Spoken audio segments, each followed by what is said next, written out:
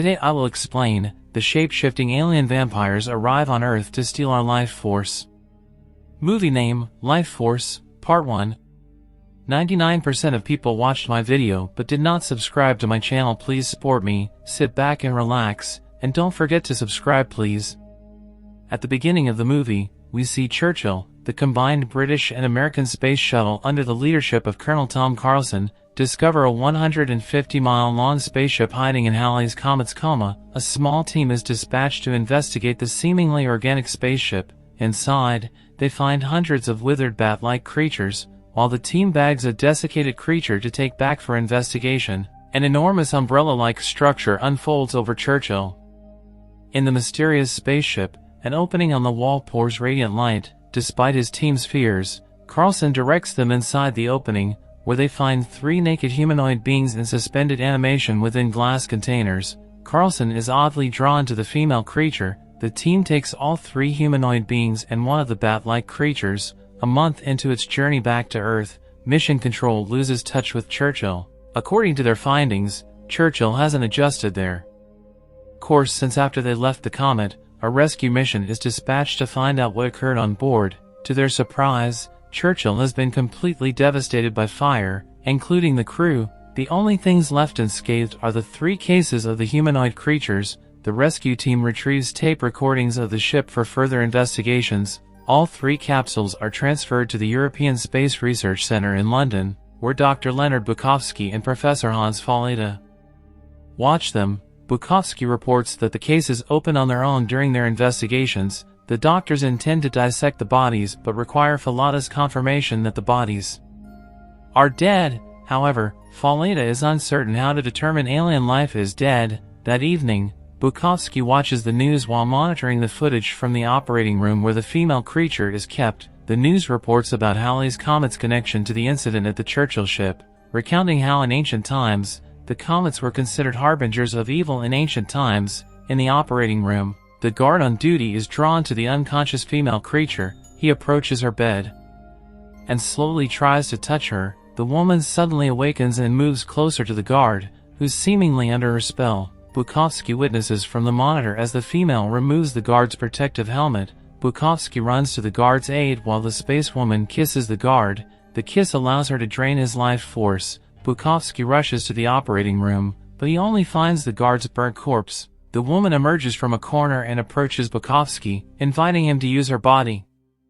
While searching for Bukowski, Falleda sees the situation from the monitor and rushes to the room with security in tow. There, they find a weak Bukowski on the floor. The spacewoman walks around the research center, where three guards corner her. They attempt to capture her, but she easily defeats them. Falleda heads down to the main lobby to capture her, but he's too late. The woman breaks the glass doors and walks out of the facility. Officials arrive at the scene, including Colonel Colin Kane, leader of the investigation. Bukowski and Falleda immediately escort him to the burnt guard for observation. Colonel Kane interrogates Bukowski on how the creature overpowered him. Bukowski confesses that the woman's feminine charms overwhelmed him. Bukowski reveals that the tapes from Churchill weren't destroyed in the fire, but the files were intentionally erased. An escape pod from Churchill is also missing, implying that someone might have escaped. When they scan the creature's cases, the X-ray only returned blurry images, suggesting that the cases aren't physical objects. Bukowski theorizes that they may be force fields instead. After Bukowski excuses himself, Falleda admits to Kane how he's fascinated with death and the life after it. He theorizes that the woman drained the guard's life force and potentially a portion of Bukowski's. Hearing this, Kane calls the woman a vampire, which Falleda agrees to. Meanwhile, two guards watch over the two spacemen, arguing if the creatures are alive or dead. Suddenly, the room explodes, and the spacemen awaken from their cases. In defense, the guards fire their weapons at them, but the bullets don't stop them. The guards throw grenades at the creatures, seemingly defeating them. The doctors perform an autopsy on the guard killed by the woman. As they are about to start, the guard's decaying body comes back to life, frightening the doctors. He beckons one of the doctors for help, and the doctor approaches him. Seemingly drawn to the undead creature, the guard drains the life force out of him, allowing the guard to return to his normal form. Once back to his normal form, the guard panics over what he'd done. They sedate and lock him in isolation. Falleda suggests isolating the fallen doctor's body as well, believing that it could reanimate.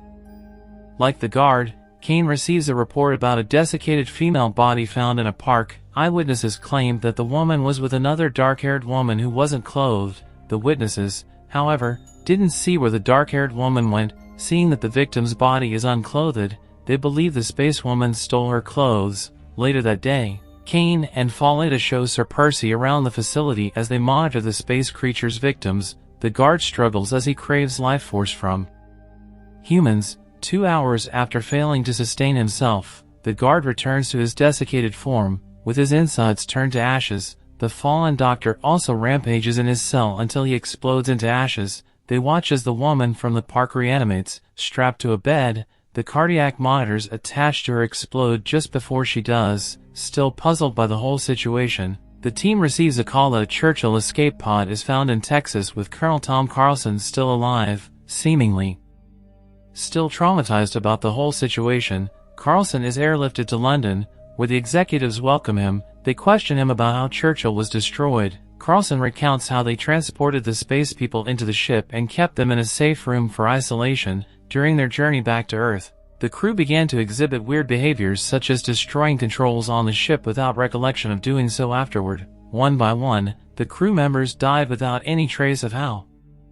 Until Carlson was the lone survivor. Carlson believed that the space creatures were at fault. Seeing that Churchill was closing on Earth's orbit, he couldn't allow the creatures to wreak havoc on the planet, so Carlson released gas inside the ship before setting their captured bat-like creature on fire. He entered the escape pod just before the ship erupted. Despite his actions, Carlson admits that it was hard for him to leave the spacewoman. While Kane monitors Carlson in his sleep, Bukowski reports that an unusual structure has left Halley's comet and is heading toward Earth.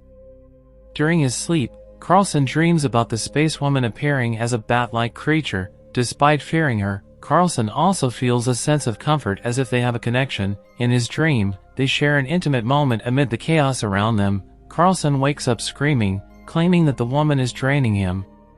During hypnosis to assess his mental state, Carlson reveals his telepathic link to the female alien. He reveals that the woman has taken another person's body and is now sharing it with the original owner. Part 1 ends here. Thanks for watching.